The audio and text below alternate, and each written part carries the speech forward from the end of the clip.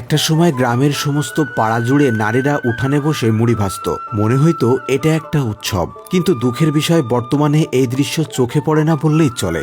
তবুও কিছু মানুষ হাতে ভাজা মুড়ির স্বাদ নিতে এখনো বাসায় নিজেরাই মুড়ি তৈরি করে। আজকে দেখাবো এই বৌদি কিভাবে মাটি দিয়ে অসাধারণ মুড়ি ভাজা হাঁড়ি তৈরি করে।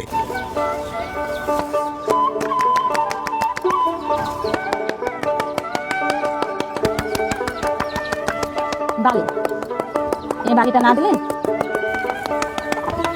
মাটি তো নরম, এটা এই মুখ কাটার জন্য কাটতেছি চুমড়ি ভাজা আলু।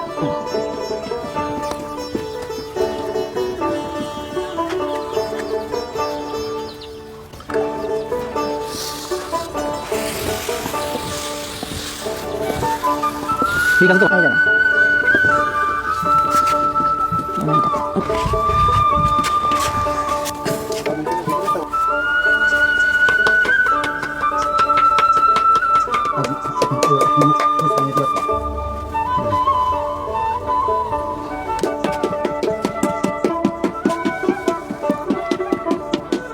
প্রথমেই বালি দিলাম, বুঝলেন, সে মুড়ি ভাজা আড়িটা কমপ্লিট করতে। হ্যাঁ, এগুলো ভালো।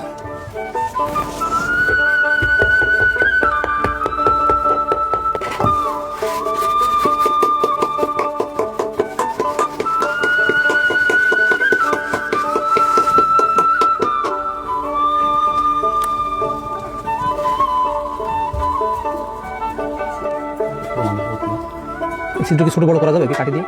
হ্যাঁ, একটু মোটা যদি করা যায়, তাহলে মোটা করা। ছিদ্রে এই সেই মুড়ি ভাজা হাঁড়ি প্রথমে তো আমি তো শুরু করেছিলাম, করার পরে এই পুরোটাই আমি হাঁড়িটা কমপ্লিট করেছি। এখন আপনারা বাসায় নিয়ে যাইয়ে এটা দিয়ে মুড়ি ভাজা যাবে। তা ভাজে না বাসায়, মানুষ আগের মতো এখন মুড়ি ভাজে না। ভাজে না, এই আর তা ভাবে এখন দু একজন ভাজে। এগুলো চাহিদা কেমন? এখন চাহিদা আছে এগুলো কম একটু না? হ্যাঁ, এখন আগে যেরকম চাহিদা ছিল অতটা না, এখন একটু কম। এগুলোর দাম কত বৌদি? এগুলোর দাম 100 টাকা মাত্র? হ্যাঁ, এগুলো খাটনি তো বেশি, তার এটার দাম। এর দাম তো 200 টাকা হওয়া উচিত। তা তো- আপনি 100 টাকা বিক্রি করলেন, আর ওরা বিক্রি করবে কত? ওরা 150-200 টাকা বিক্রি করবে। 150-200 টাকা বিক্রি করবে? তাহলে আপনারা এত কষ্ট করে মানে হলো কি তাইলে? এই আমার কষ্টের দাম 100 টাকা মাত্র? হ্যাঁ। কয় ঘন্টা লাগবে তাহলে এটা তৈরি করতে? কতটুকু লাগলো? এই যে এই হাঁড়িটা তৈরি করতে বুঝলেন, প্রথম মাটিতে শুরু করে আমি এই তৈরি করে পুরাতে লাগাতে আমার প্রায় 5-6 ঘন্টা লেগে গেছে। আর 6 ঘন্টা খাটনির পরে একটা জিনিসের দাম আসে মাত্র 100 টাকা? মাত্র 100 টাকা। আমার শ্বশুর বাবারা করেছে, আমার শ্বশুররা করেছে, তারপরে আমি করতেছি, কিন্তু আমার পরবর্তীতে আমার ছেলে মেয়েরা তারা করতে চায় না, তাহলে 200 বছরের ঐতিহ্য আপনার কাছে শেষ হয়ে শেষ যাবে। হয়ে যাচ্ছে।